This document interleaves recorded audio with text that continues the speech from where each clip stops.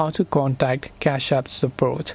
It is very simple to contact Cash App support, especially directly from the app. So all you have to do is go ahead and then launch Cash App and make sure that you're logged into your account. You have to tap the profile icon from the very top right hand side, and once you tap the profile icon, right over here you want to actually scroll down. When you scroll down to a bit further below at the bottom, at the very bottom above sign out, you'll find an option called support. All you have to do is just tap on the support button there, and then you'll be able to contact with a live representative on Cash App, or you'll also be able to find some of the related help topics that you might be seeking. And this way you'll be able to contact Cash App support. I hope that this video helped you. If you have got any questions, feel free to also leave them down in the comment section. As always, thank you very much for watching till the end of this tutorial, and see you soon in our next video.